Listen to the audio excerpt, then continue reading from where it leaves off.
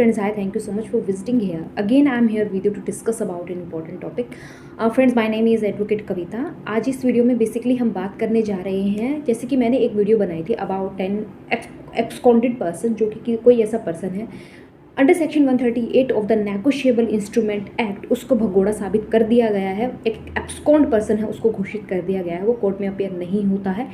और फिर उसकी प्रॉपर्टी को अटैच करके कैसे आप अपनी मनी को रिकवर कर सकते हैं, मैंने उस वीडियो में सब मेंशन किया है. मैं उस वीडियो का लिंक है जो अपने डिस्क्रिप्शन बॉक्स में भी मेंशन कर दूंगी, आप जाकर देख सकते हैं कि मैं किस वीडियो के बारे में बात कर रही हूँ. उसी वीडियो पे कुछ ऐसे कमेंट्स आए हुए हैं, कुछ ऐसे क्वेश्चंस हैं जो मुझसे पूछे गए हैं. मैं चाहती हूँ कि इस वीडियो में आप लोगों के साथ वो शेयर करो और उनको क्लियर करूँ. तो friends, my name is advocate Kavita. आप मेरे चैनल को सब्सक्राइब कर सकते हैं और मेरी पूरी वीडियो को सुनने के बाद आप मेरी वीडियो को लाइक भी कर सकते हैं. आप लोग लाइक नहीं करते हैं, आपसे रिक्वेस्ट यही है, अगर आपको वीडियो पसंद आती है तो प्लीज़ लाइक कीजिएगा, शेयर कीजिएगा एंड मेरे चैनल को सब्सक्राइब कीजिएगा. तो फ्रेंड्स, हम स्टार्ट करते हैं. One of the most important question है जो मुझसे पूछा भी गया था, लेकिन कोई ऐसा पर्सन है जिसके पास ना मूवेबल प्रॉपर्टी है ना इमूवेबल प्रॉपर्टी है, तो वहाँ पर कोर्ट है प्रोक्लेम्ड पर्सन के केस में अंडर सेक्शन 138 कैसे है रिकवरी की जा सकती है.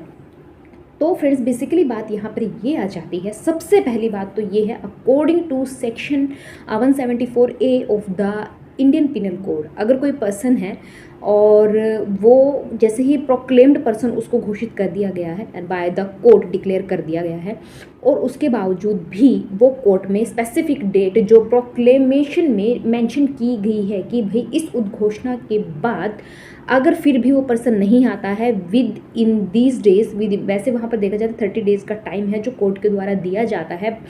एब्सकॉन्डेड पर्सन को कि भाई आपको वहाँ पर आकर कोर्ट में है अपने आप को सरेंडर करना है, लेकिन उसके बाद भी अगर विद इन 30 डेज़ वो अपीयर नहीं होता है, तो according to section 174A of the Indian penal code वहाँ पर कैटेगरीज दी गई हैं अकॉर्डिंग टू क्लोज 1 और according to clause 4. According to clause 1 174 clause 1 of the IPC वहाँ पर कम से कम 3 साल की है जो इम्प्रिजनमेंट हो सकती है. सेक्शन 174A जो 82 क्लोज 4 है सेक्शन, उसके अंदर कुछ ऐसे ऑफेंस हैं, उनके बारे में बात की गई है कि अगर इनमें से कोई ऑफेंस है और उनमें कोई पर्सन है भगोड़ा है जो उसकी उद्घोषणा कर दी गई है कि क्लोज 1 और क्लोज 4 के अकॉर्डिंग जो है ऑफेंस, अगर इनमें से कोई पर्सन है उसको एब्सकॉन्डेड प्रोक्लेम्ड ऑफेंडर है जो उसको भगोड़ा साबित कर दिया गया है और फिर वो एक्यूरेट उस डेट पर कोर्ट में अपने आप को सरेंडर नहीं करता है, अपीयर नहीं होता है, तो वहाँ पर उसको 3 साल से लेकर 7 साल तक की सज़ा हो सकती है according to clause 1 and clause 4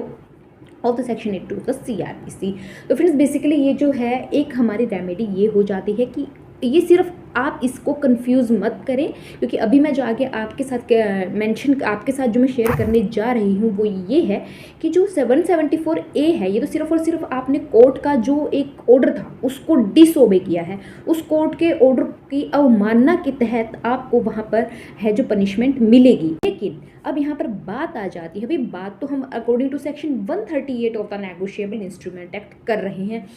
भाई उसने इतने पैसे हैं आपके जब्त कर लिए हैं, वो भाग गया है, तो उसके अकॉर्डिंग कोई ऐसा पनिशमेंट नहीं है क्या? ना तो उसके पास देने के लिए कोई मूवेबल प्रॉपर्टी है, ना उसके पास जिसको अटैच करके रिकवरी की जा सके, ना कोई इमूवेबल प्रॉपर्टी है. तो अवमानना के तहत तो हमने उसको सजा दे दी, तो जो इसने ये ऑफेंस किया है अंडर सेक्शन 138, क्या इसके तहत भी अगर वो सरेंडर नहीं करता है, ना कोई प्रॉपर्टी जिसको अटैच करके रिकवरी की जा सकती है, तो क्या उसके रिगार्डिंग उसको कोई इम्प्रिजनमेंट मिल सकती है? तो फ्रेंड्स, यहाँ पर बात आ जाती है अब 138 की ही, जो नेगोशिएबल इंस्ट्रूमेंट एक्ट का हमारा सेक्शन 138 है जो डिसऑनर ऑफ चेक के बारे में, पेनल्टी के बारे में भी साथ में वो बात करता है. और पेनल्टी ये कहती है कि भाई अगर यहाँ पर ये सिचुएशन है डिसऑनर ऑफ चेक वाली, तो यहाँ पर पर्सन को कम से कम 2 साल की सज़ा हो सकती है. वहाँ पर कोई जो पर्सन है एक्यूज है उसको 2 साल तक की सज़ा हो सकती है according to section 138 of the negotiable instrument act. 2 साल की सज़ा तो उसको हो ही सकती है. वहाँ पर साथ में उसको कंपनसेशन भी प्रोवाइड करवाई जाती है. अब वो कंपनसेशन की अमाउंट क्या है, मेरे से एक सब्सक्राइबर ने क्वेश्चन ये भी पूछा था, तो क्या मैडम जो हमारा एक्यूरेट अमाउंट है चेक का, क्या बस हमें वो ही पे किया जाएगा, साथ में कुछ कंपनसेशन भी प्रोवाइड करवाई जाएगी? तो एक्चुअली जो सेक्शन हमारा ये है 138, ये साथ में बात करता है कि भाई जो चेक की अमाउंट है उसको ट्वाइस करके, मीन टू से उसको डबल करके भी ग्रांट किया जा सकता है कंप्लेनेंट को। तो जो एक्स्ट्रा अमाउंट है, जो ट्वाइस अमाउंट की बात कर रहे हैं, ट्वाइस अमाउंट का मतलब नहीं है कि ज़रूरी है वो, मान लो आपका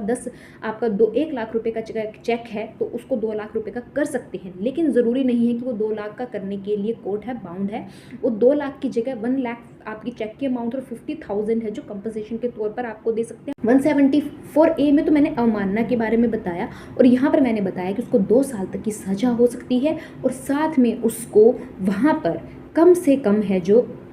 अगर देखा जाए, अगर बाई चांस हम, जैसे मैंने अभी आपको बताया कि ट्वाइस दी अमाउंट किया जा सकता है कंपनसेशन के तौर पे, लेकिन अगर वो पर्सन आपकी जो अमाउंट है 1 लाख का चेक है और मान लो कि 50,000 आपको ऐसे कंपनसेशन दे दिया गया है, फिर भी वो उस अमाउंट को पे नहीं करता है, तो वहाँ पर आपके पास क्या रेमेडी है? According to section 64 of the Indian penal code, अगर कोई पर्सन जो उसके ऊपर फाइन लगाया गया है उसको वो पे नहीं करता है, वहाँ पर वो उसको पे करने के लिए मना कर देता है कि मेरे पास तो किसी भी तरह की कुछ भी इनकम नहीं है, तो in default of the payment of fine भी वहाँ पर उसको इम्प्रिजन्ड किया जा सकता है। फिर उसको फाइन पेमेंट करने ना की वजह से उसको वहाँ पर जेल की सज़ा काटनी पड़ सकती है। जो उसको 2 साल की सज़ा अंडर सेक्शन 138 तो हुई है, उसके अलावा जो उसके ऊपर फाइन कंपनसेशन इम्पोज किया गया था, अगर वो उसको पे नहीं करता है उसके लिए भी उसको सज़ा काटनी पड़ सकती है। तो फिर इस तरह से यहाँ पर हमने बात की 174A के बारे में, साथ में हमने बात की according to section 138 of the negotiable instrument act, जिसमें कि 2 साल तक की सज़ा दी जा सकती है। उसके ऊपर है जो चेक अमाउंट के साथ साथ है उसकी अमाउंट को ट्वाइस करके उसको कंपनसेशन प्रोवाइड करवाई जा सकती है, लेकिन फिर भी अगर वो जो अमाउंट है वो पे नहीं करता है तो वहाँ पर in default of the non payment of the fine, वहाँ पर उसको उसके लिए भी है जो इम्प्रिजन्ड किया जा सकता है, उसको उसके रिगार्डिंग भी सज़ा काटनी पड़ सकती है। तो फिर इस तरह से कुछ ऐसे क्वेश्चंस थे जो पुट किए गए थे, मुझे लगा कि मैं इस पर एक वीडियो बना दूं। अगर आपको ये वीडियो में अभी भी फ़िलहाल भी कोई ऐसा डाउट है तो आप मुझसे अगेन कमेंट बॉक्स में मेंशन करके क्वेश्चन पुट कर सकते हैं। तो friends, thank you so much for visiting here. Please आप मेरी वीडियो को लाइक कीजिएगा, शेयर कीजिएगा, सब्सक्राइब कीजिएगा। अगर आपको लगता है कि मुझे इसके रिगार्डिंग कुछ और वीडियो भी बनानी चाहिए तो आप मेरे कमेंट बॉक्स में मेंशन कर सकते हैं। Thank you so much for visiting here. Thank you.